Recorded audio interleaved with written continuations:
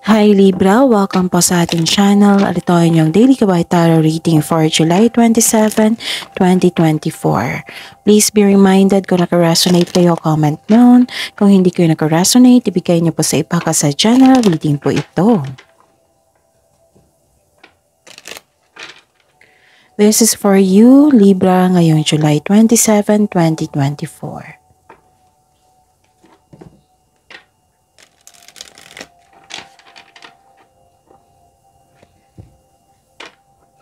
Maraming salamat po sa inyong patuloy na suporta at maraming salamat po sa mga hindi nag-skip ng ads.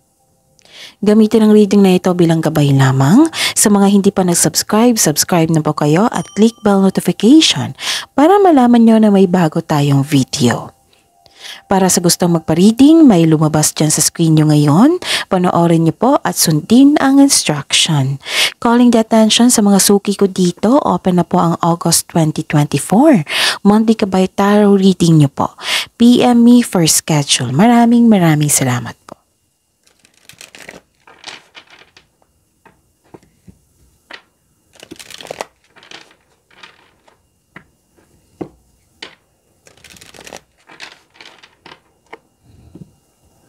Para po ito sa inyo, Libra, ngayong July 27, 2024.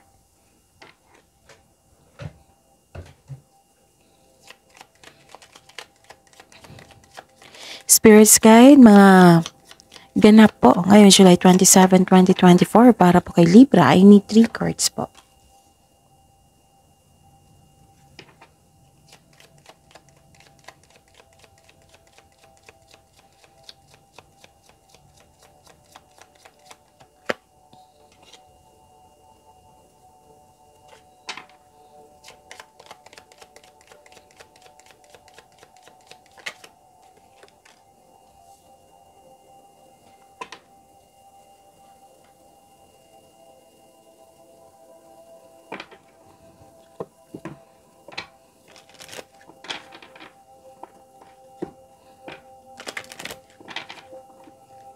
Spirits Guide, Angels, Archangels, Guardian Angels, mensahe niyo po para kay Libra ngayon July 27, 2024. I need 2 cards po.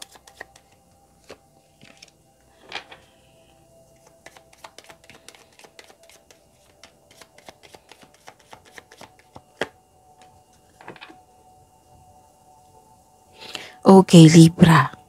Ngayon July 27, 2024. May nakita ko ditong new beginning po. New beginning, starting out, ganon. May nakita din ako ditong maaring maaring humingi ng atensyon yung inner child nyo po. At pwede din itong literal na bata na humihingi ng atensyon sa inyo, Libra. Okay? Pwede din na may concern kayo sa isang immature na tao. Tapos, may nakita ko dito may nalaman kayong sekreto. Oo. May nalaman kayong sekreto mula sa pagsaliksik. Oo, pwedeng ganon.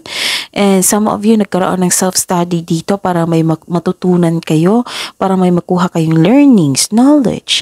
Pwede din nagbabasa kayo ng libro. Or document ngayon.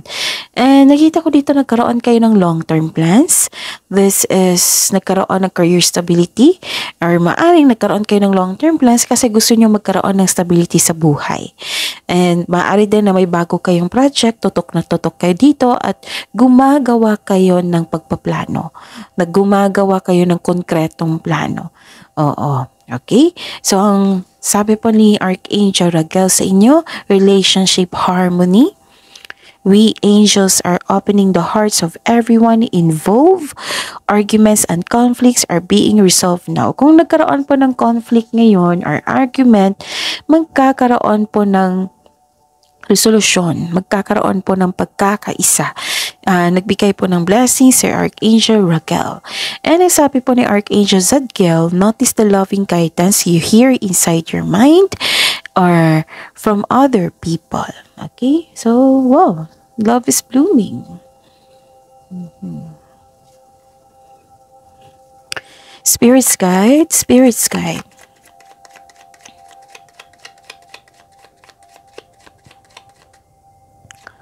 Energy po ni Libra ngayon, July 27, 2024.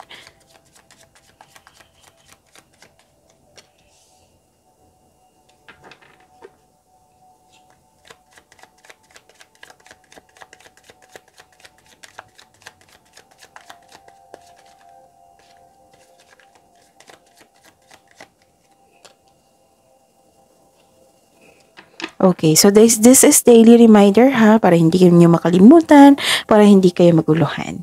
Panoorin niyo po yung last 4 days Gabay Tarot reading niyo, kahit weekly man yan, kahit monthly man yan, basta panoorin niyo po yung sunod-sunod na date. Like for example, napanood niyo po ito July 27, 2024. Panoorin niyo po yung July 26, 25, 24, 23. Kung may nakita kayong or narinig kayong repeating message, kailangan nyo po yan bigyan ng solusyon. Bigyan nyo po ng atensyon. Kung maaari po, bigyan nyo po ng solusyon at aksyon. Okay? Yun. So, what is your energy?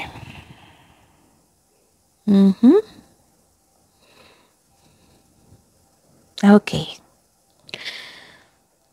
May nakita ko ditong may tagumpay. May tagumpay ako nakikita pero wala kayong time na i-celebrate ito. Bakit naman?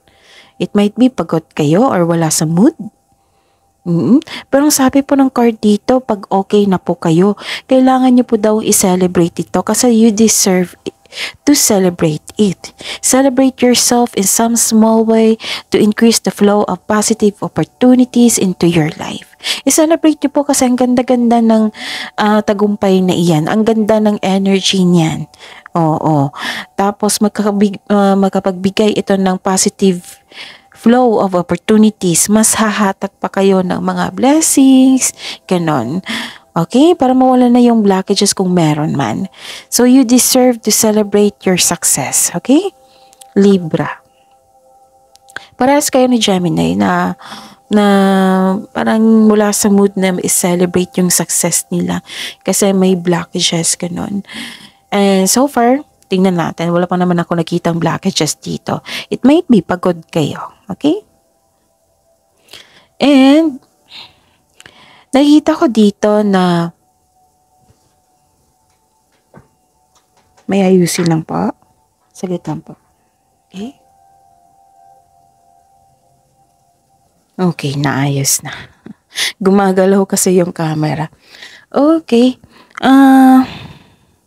Connect din po kayo sa inyong intuition kasi nakita ko dito na hindi kayo nakakonect sa inyong intuition. Nag-overthink kayo nag-overthink kayo or nag-overanalyze. Magtiwala po daw kayo sa inyong sarili, sabi po ng card dito, Libra.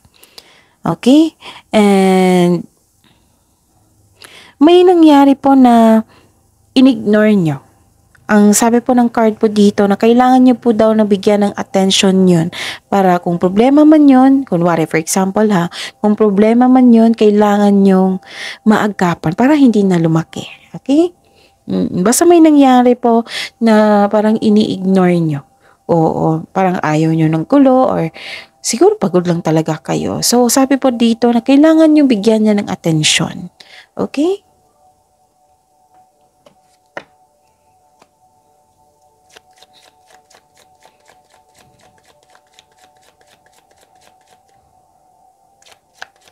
Spirit's Guide, Career and Money po ni Libra ngayon July 27, 2024.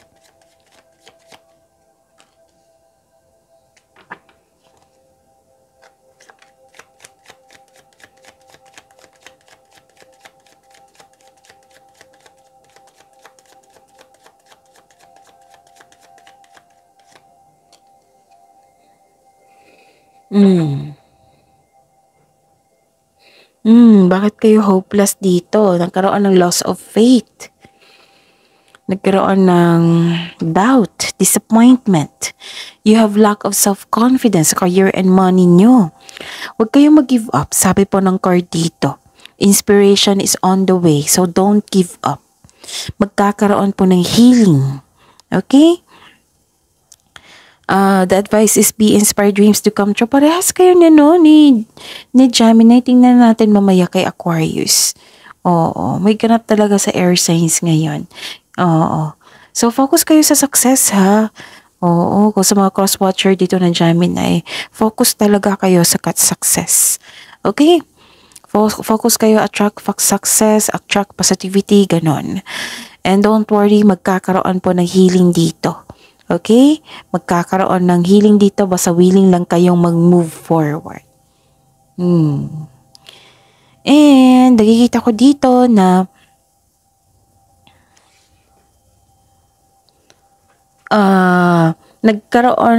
so this is the clarification of your card here na may nalaman kayong katotohanan. This is truth. Nagkaroon ng balance. Nagkaroon ng clarity. This is cause and effect.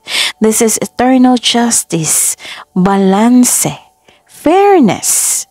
May pagkakaayos. So this is the clarification of your card here na may pagkakaayos, may pagkakaisa. Okay? May magaganap na signing of contract, nakikita ko dito. May ganap na challenges sa work, pero huwag kayong mag-alala dahil positibo ang outcome nito. Ganda. Kung may job interview or negotiation kayo ngayon, maaring maging successful po ito. Sa financial man, magkakaroon ng balanse sa inyong kaperahan at mai-improve pa ito. Ganda no, Libra. May justisya po na parating. Okay? So, this card asks you to use your logic and remain objective. Dahil ito ay nakatulong na ma-uncover mo ang katotohanan sa isang sitwasyon. May positive outcomes in legal matters. Yes, mananalo ka. Yung legal issue mo concerning sa property, mare-resolve na po. Yes, nasabi ko na kanina no, na may signing of contract. Tapos, the advice is you stay true to yourself and act with integrity. Okay? Have faith na ang imbalance sa sitwasyon are now working out in your favor. May pagbalansa na po. Okay? Yan.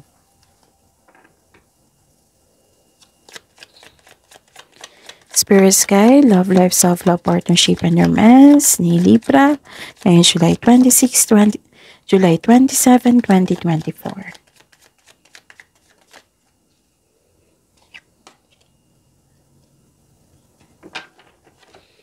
Another card po, the clarification of this card. Yun na, maraming salamat po sa patuloy na tiwala at suporta at maraming salamat po sa mga hindi nag-skip ng ads. May lumabas dyan sa screen nyo ngayon, panoorin nyo po kung gusto nyo po iyan, then follow instruction. Okay.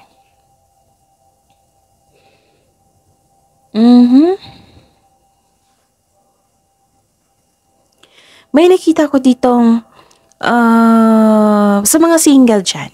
Marami kayong maliligaw ngayon, marami kayong choices. Kaya pala ang ilan sa inyo dito nag-overthinking, nag-overanalyze kung sino yung pipiliin mo sa mga single dyan. Oo, nag-iisip kayo kung sino ba yung right person sa inyo, kung sino ba yung genuine ang love sa inyo. Yun. Mag-ingat lang po sa sobrang pag-iisip, baka ito ay maghatid ng pagkakalito. Okay? Sa mga marelasyon sa buhay mag-asawa, kahit may partner kayo, may temptation po. So, umiwas po kayo sa kanyan. It might be this is your concern sa inyong partner or concern sa iyo. So, may temptation ha, paalala lang po. Kung may temptation na may partner, committed na kayo, huwag kayong magpa-tempt kasi mahirap na. Mahirap kasi yung cheating situation, right? So, and I'm hoping makontrol nyo yan, yung temptation na yan, okay? Kahit may partner kayo, may nagpapahiwatig pa rin sa inyo ng interest, kahit lumapit pa yan sa inyo, wag kayong magpatempt kung committed kayo, okay? Tapos mag-ingat po at balansehan ang inyong emotion para maiwas ito ng maaga, okay? Wag kayong magpatempt.